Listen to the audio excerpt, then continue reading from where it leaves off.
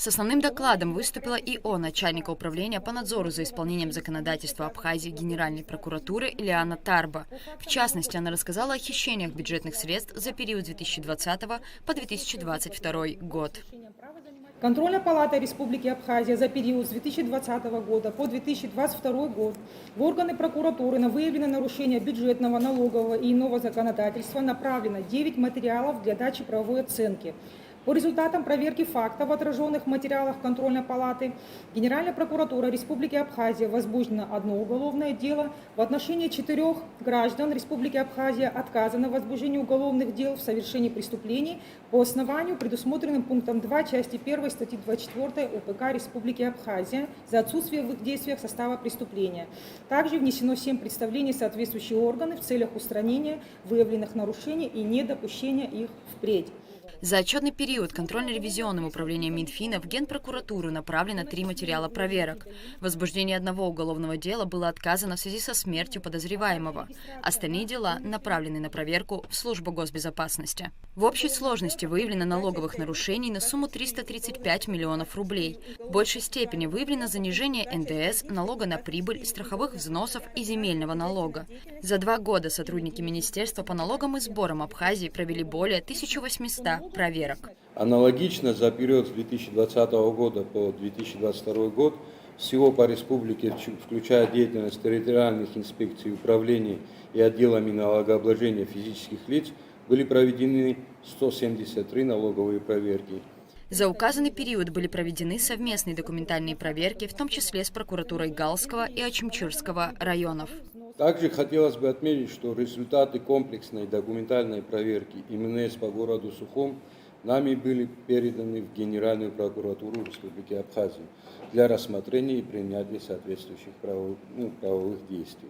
Основная доля финансовых нарушений приходится на несоблюдение требований законов и нормативно-правовых актов республики и на нарушение требований законодательства о бухгалтерском учете, отметил начальник контрольно-ревизионного управления Минфина Гиви Хурхумал.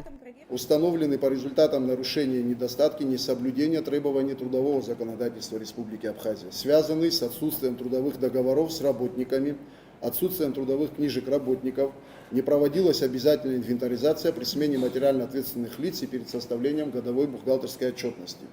Следует особо отметить, что в области контроля за использованием государственной собственностью было установлено систематическое несоблюдение постановления Кабинета министров Республики Абхазия о порядке оформления разграничения государственной собственности и формирования реестра собственности.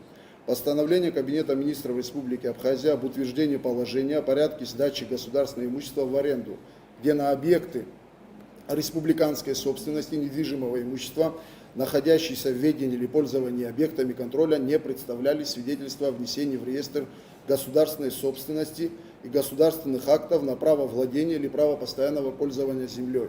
Для устранения выявленных нарушений, как отметил Гиви Хурхумал, Министерство финансов принимает необходимые шаги, например, с помощью бюджетных мер принуждения, разрешенных законодательством. В целях взаимодействия и проведения анализа состояния законности в бюджетной сфере разновременно планировались и назначались контрольные мероприятия, по результатам которых направлялись материалы в органы государственной безопасности Республики Абхазия, в Генеральную прокуратуру Республики Абхазия и в органы внутренних дел Республики Абхазия. Также следует отметить, что в целях совершенствования государственного финансового контроля Министерством финансов проводится работа по автоматизации всего комплекса контрольных процедур на всех этапах осуществления государственного финансового контроля. Начальник экспертно-аналитического отдела контрольной палаты Астамур Джинджоли рассказал, что за рассматриваемый период в Генеральную прокуратуру были отправлены материалы по результатам 11 контрольных мероприятий. Контрольная палата применяет следующие меры реагирования по выявленным нарушениям, направляет представления и предписания объектам контроля, а также в соответствии с законом об основах бюджетного устройства и бюджетного процесса направляет в финансовые органы уведомления о применении бюджетных мер принуждения.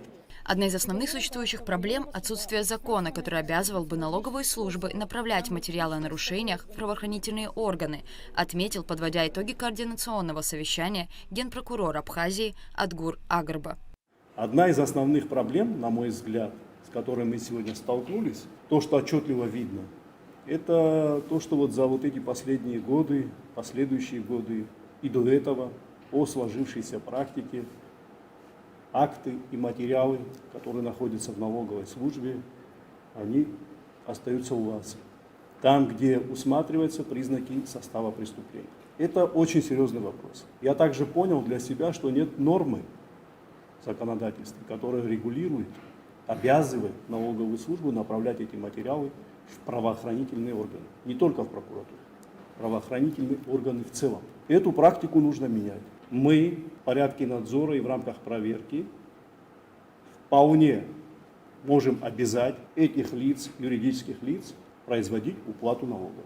Адгур Акрба также отметил, что Генеральная прокуратура будет предлагать вносить соответствующие изменения в законодательство страны. На сегодняшний день генпрокурор предложил подписать межведомственное соглашение.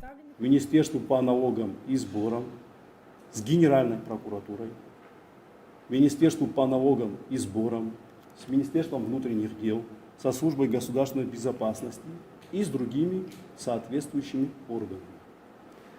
Я думаю, что тем самым мы сможем дать абсолютно верную правовую оценку в отношении тех физ и юрлиц, которые уклоняются от уплаты налогов.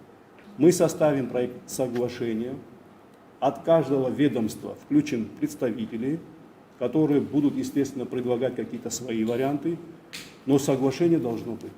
Адгур Акрба также предложил детально обсудить прозвучавшее ранее предложение о создании налогового кодекса. Рада Чачава, Лилиан Маршан, Абхазское телевидение.